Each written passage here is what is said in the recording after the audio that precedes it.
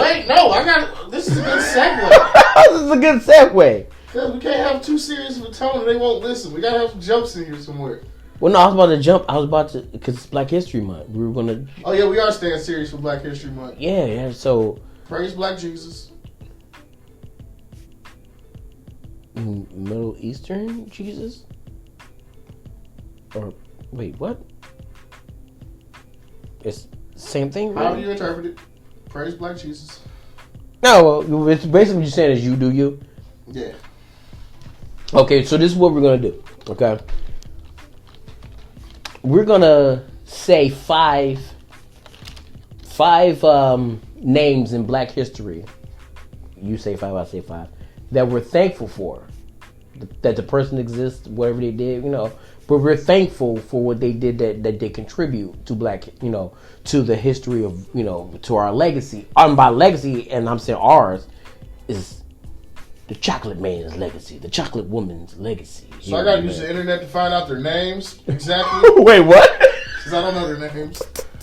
You want me to just jump in with the first one? Go ahead. So we're gonna go back and forth. So all right, my first one is Robert Townsend. That man's my hero. Like legit. Like the very first movie that I remember saying that I need to watch this over and over and over and over again was probably, hands down, 5 Heartbeats. Alright, well, I thought we was going old school. Thank God I know some people now. Mine's is the one, the only. I'm making do what it do, baby. Ray Charles. Oh, good one. Because Ray, musically, my grandma put me on Ray Charles as a young man because she played the piano. Rest in peace, Shirley. My grandma Shirley, rest in peace. But she used to play Ray Charles, and if it wasn't gospel, it wasn't allowed in the household. But she would slide in some Ray once in a while because it sounded like gospel.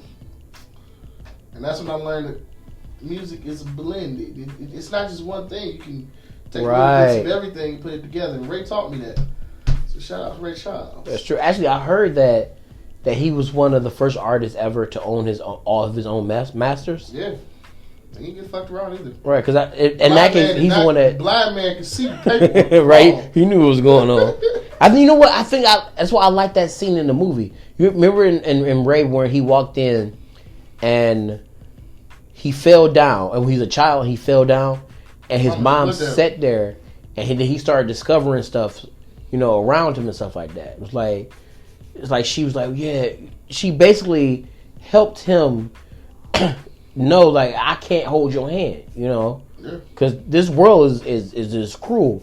The world is messed up. You need to be able to do it. And then when you see him later in life and all the stuff he accomplished, you're like, man, just that one incident, that one thing that happened was that's so powerful. That's crazy. All right, so your pick. Muhammad Ali. Now, not because of the boxing, because he was amazing when it came to the boxing. Like a butterfly. Sting like a bee. Man, the Muhammad Ali, when he would his interviews. Matter of fact, there's an interview. I'm actually gonna post it on my Facebook and my Twitter. I watch the interview all the time. And in the interview, he was talking about how the person was asking him about him not going to the military. And he was saying, why would I go and kill a man that's never called me the N-word, that's never looked down on me, that's never did anything disrespectful to me? Why am I killing that man for someone who won't even sit next to me? That makes no sense. I'm fighting your war. He said, if in that case, then you can just come and take me to jail, because I'm not going. And when you look back on the things that Black people went through at that time period, it's like they would go to the military, and they would even during what was World War II, and they would go and they would fight, but they still couldn't bunk with white people. They still couldn't eat food with them and do other things with them. And it's like they were separate. They even had their own separate units. That's why when you watch the one I think it was Spike Lee movie, Saint Annis or Saint I can't remember exactly what it was called, but they were their own separate unit. They put those black people in their own separate unit. Yeah, it's like you had the Tuskegee Airmen. You had the right. The Alabama something. But it's just the thought of that, like, dude, we're literally dying over the same thing right now, right? But I'm still not respected. Like, that doesn't make sense. Yeah, go fight for this country that don't even want you to be here. Right. But regardless of the fact, I'm gonna go next. I'm gonna go with Charles Barkley, just because he always stood up for activism and doesn't believe in anybody should be talked down or be ridiculed for something that they like. For example, he stands up for the gay community. He stands up for black communities. He stands up for anything that goes against anybody trying to discredit equality. He believes in equality, and he believes in no group or no person should feel like they're not belonged here. And you know what else he's done? He sat down with that crazy white dude and had one of the greatest interviews I've ever seen in my life. Oh, Charles Barkley. I was waiting in that interview for just Charles to just bust out and just go, man, this guy's a knucklehead. I can't.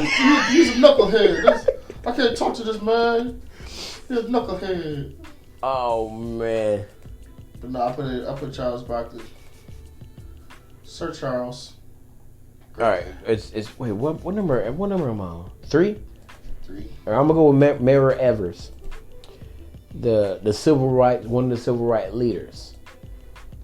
Man, when it comes to him, I always think to myself, what would have happened if he wasn't shot?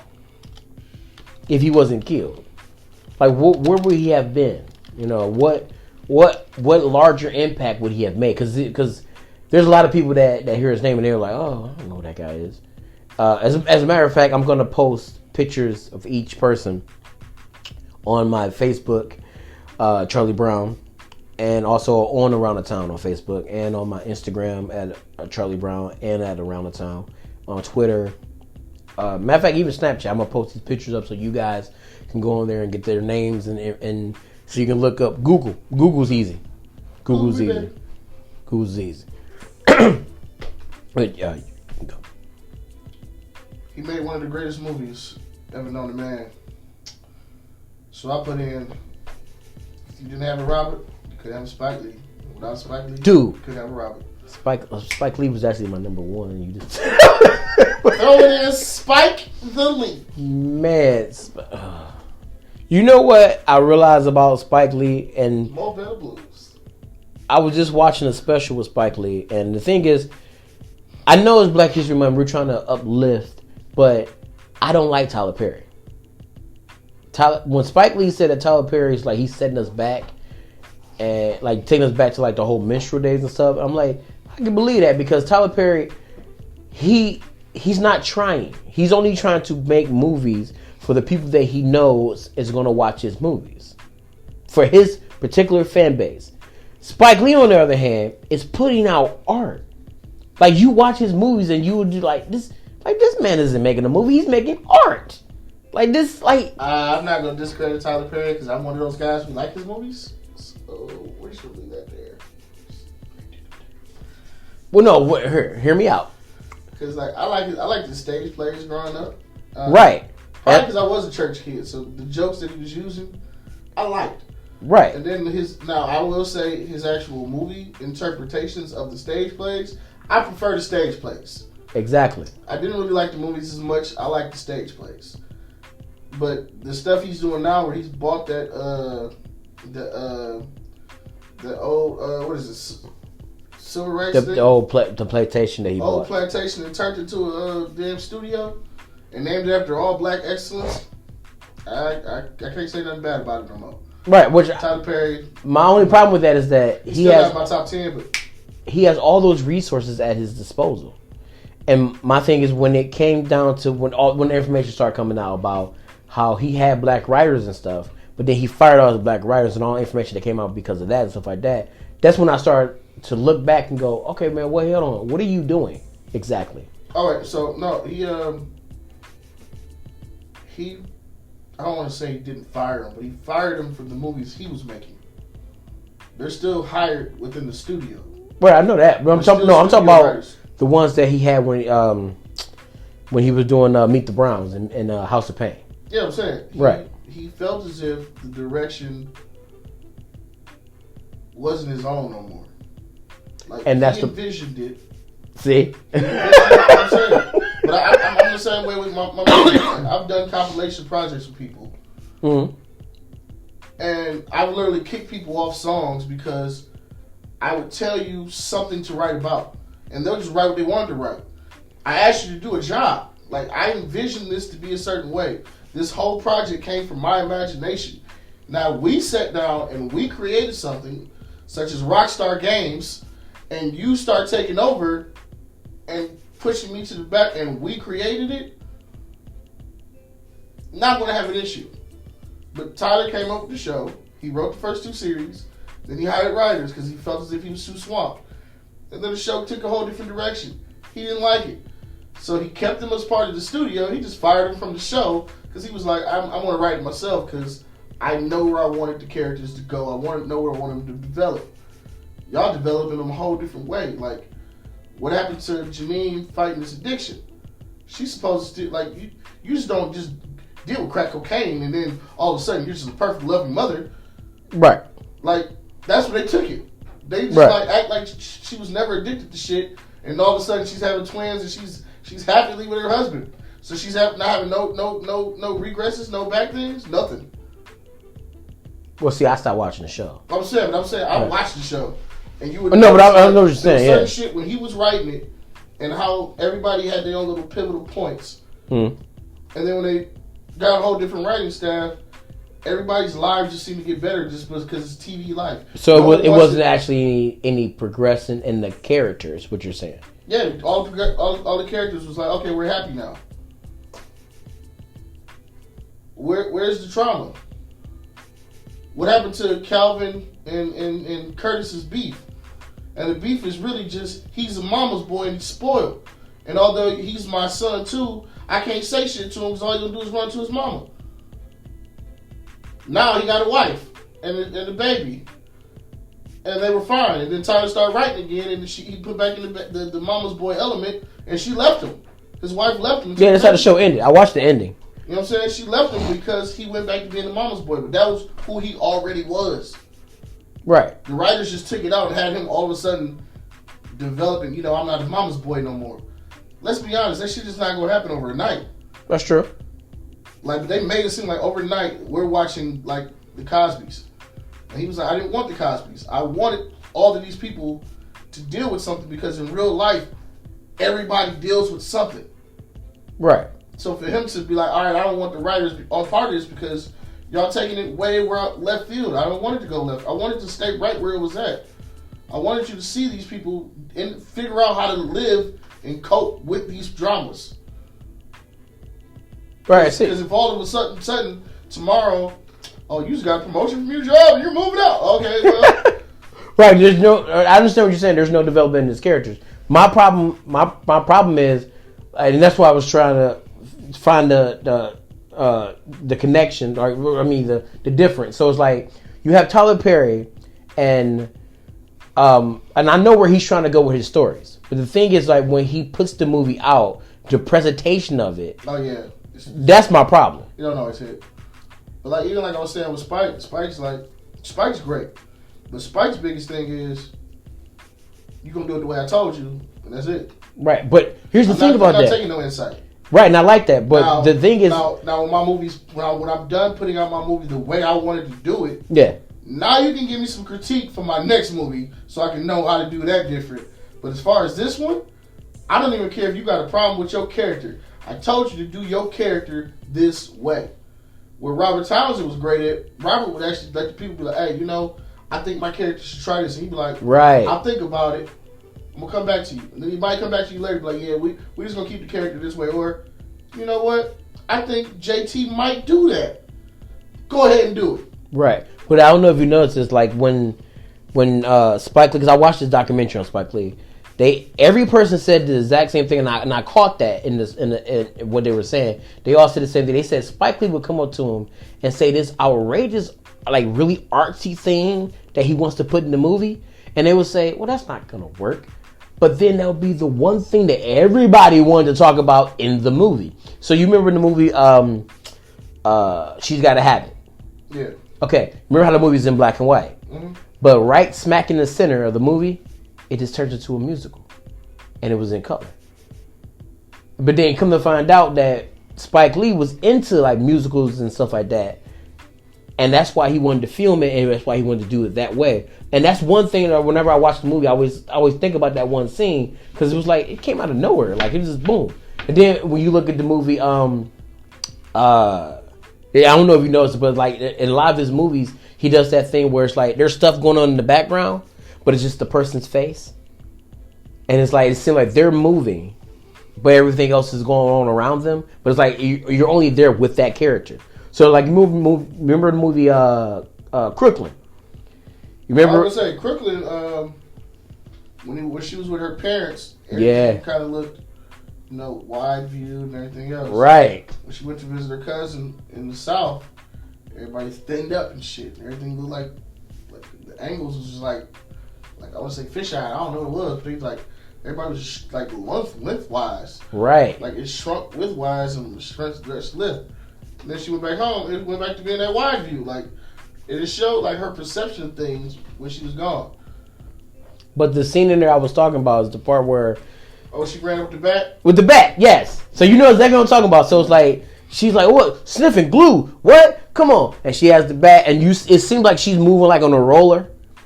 But it's like, it's an intensity in that scene where it's like, oh, you messing with my brother, I'm going to get you. And then when she hit him, and it's like, okay, they did the exact same thing behind him. But I was like, dude, they did that exact same thing in the movie Do the Right Thing. Yeah.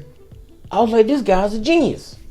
I love this guy. This guy's a genius. And, I'm sorry, but I didn't know who Kerry Washington was until I saw that movie, She Hate Me. Have you seen She Hate Me? I don't remember She Hates Me. She Hate Me is Kerry Washington. That one movie where it was like her and two other girls. Bruh, watch She Hate Me, and She Hate Me, and She Hate Me. Let me get this out. In the movie She Hates Me, the guy that plays Falcon, Anthony Mackie, he plays a guy who gets 16 lesbians pregnant. Whoa. Bruh, watch the movie. And his ex-girlfriend, was actually supposed to be his ex-wife, is Kerry Washington. And he walks in on Kerry Washington cheating on him with a lesbian. But watch the movie. I'm telling you, it's worth watching. Okay? Now, I'm not just saying that because it has sex in it and Kerry Washington is amazing. But I'm saying it because once you get past the sex stuff, okay? The story itself... Yes, you can. Once you get past the sex stuff, the story itself is like, you know what? Our Song. That's what it's called. Our Song. Kerry Washington was in this movie called Our Song. Our Song, yeah. That's when I first knew about her. Wait, it was your go, right? Yeah, I did Spike. Oh, you did Spike. Okay. How did I forget her name? Oh, I feel like a piece of crap right now. Madam C.J. Walker. I don't know how I forgot her name. Jesus, man. What? Madam C.J.? Yeah. God damn. Fucked up in the head, son. Wait, why? Nothing, go ahead. Wait, what you about to say? How do you forget Madam C.J. Walker? I have no idea how I forgot that. Man. I'm laughing. Oh, man. But everything that she did pretty much stands for itself. I don't think there's anything I can say about her. Nope. Just by mentioning her name, women are just like, oh, yeah, we know. We know. And I bet you when I put the picture up, they're going to be like... I'm gonna hurt your feelings with this one, but this man morphed my childhood. Who? Like, without him, summers would have been boring. Lonnie Johnson. Wait, who? Lonnie Johnson. Lonnie Johnson. Look it up. Lonnie Johnson. Why'd you pick him? He's the man who created Super Soakers. Summers will be boring as hell without him. All the water down fights we used to have around the city. Lonnie Johnson.